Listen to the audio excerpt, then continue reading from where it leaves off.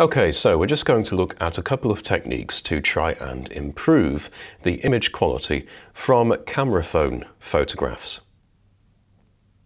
So camera phones typically have small sensors and small lenses, which means that depending on your quality standards, the resulting output may not always be up to scratch. But you know, there's the old adage, the best camera is the one you have on you. So for example, in this case, it was a stroll in the city at night time. There was this fantastic lit up building. Didn't have my camera with me, but I did have my phone, so I snapped a picture. And it's gone through the camera phone's processing, so there's been some noise reduction, some compression applied. So let's see if we can't just tidy it up a little bit and make it a bit more presentable. So the first thing I'll do is, with the background pixel layer selected here, go into Filters, Noise and Denoise. Now we're going to do a two-step process here. We're going to try and remove as much noise as possible, and then we're going to add back in our own artificial noise that will be finer grained. So let's get rid of the existing noise. We'll check Extreme for the luminance denoise, drag the slider up there,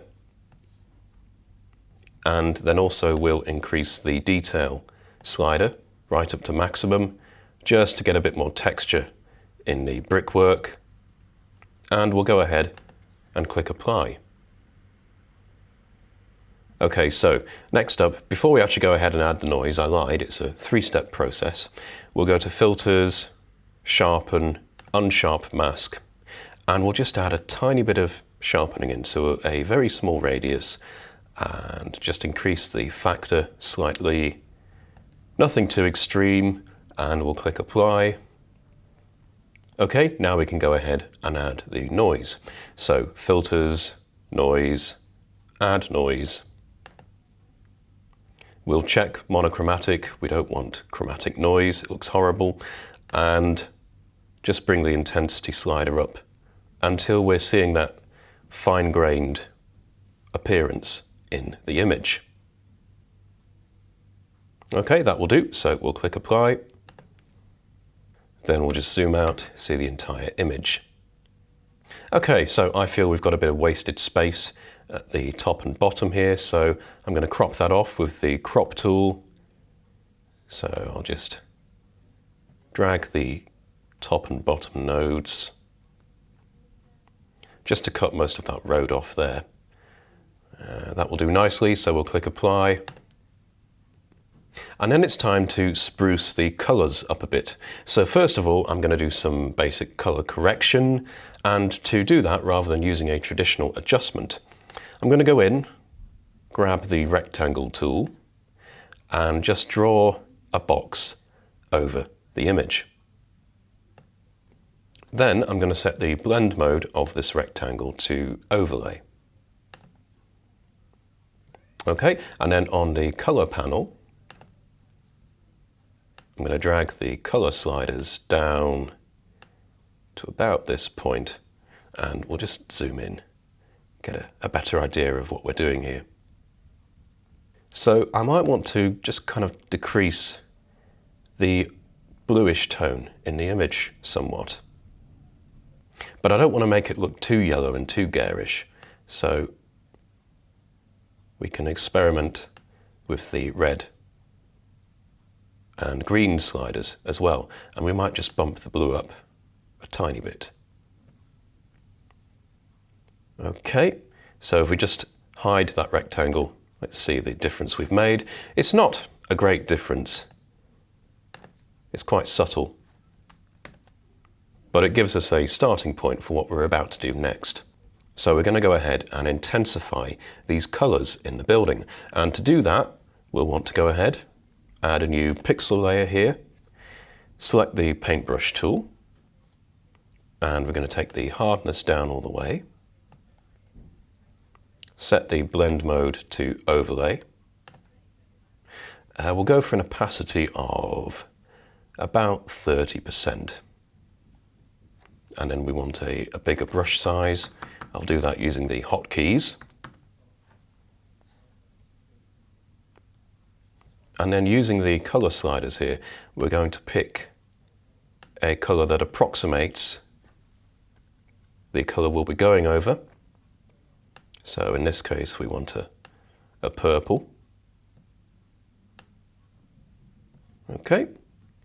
Then with a combination of the overlay blend mode, a soft brush and lowered opacity, you can see when we hover our brush over the area, and then finally we click drag to commit the brush strokes, we're just enhancing those colors.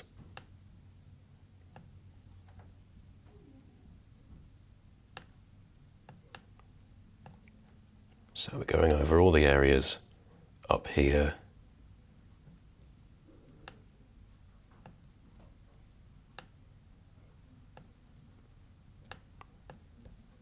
Okay, and then down here.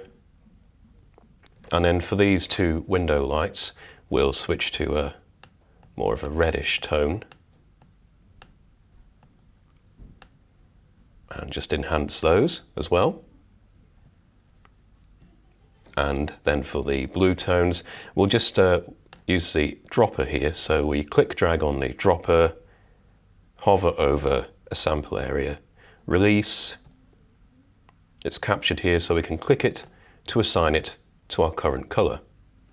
Okay, and then we'll just play around with that, make it a bit of a more intense blue, and then go over these areas as well.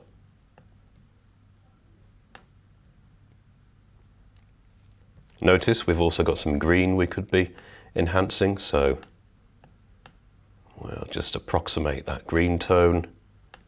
There we go. Brings it out quite nicely, and there's a tiny bit of green here that we can enhance as well.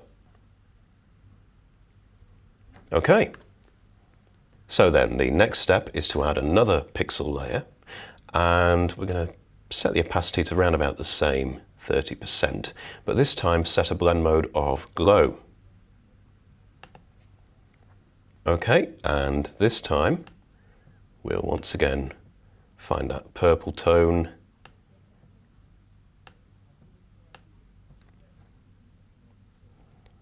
And rather than using continuous brush strokes, what we're going to do is increase the brush size and just kind of add that glow here and there.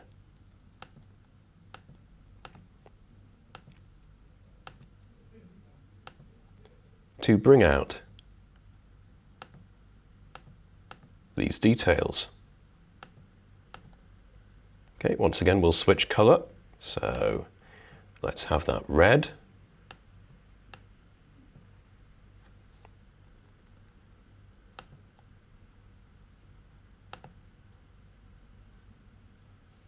And the blue.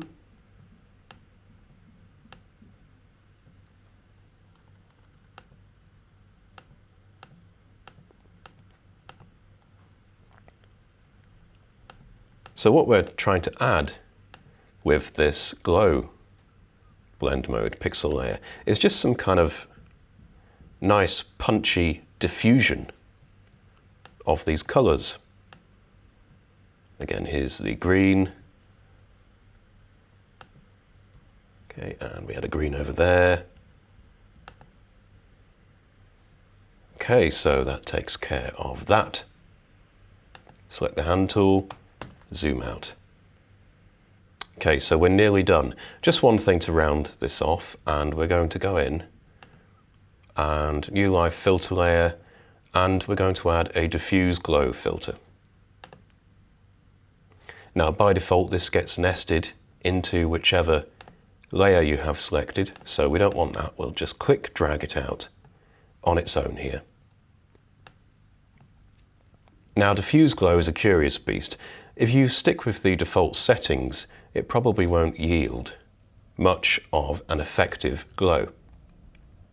So what we'll do instead is drag the radius slider up quite high, reduce the intensity, and then increase the opacity. Okay, so let's just hide that filter so we can see the before and after. So there we go, it's just added a nice finishing diffuse glow to the highlights.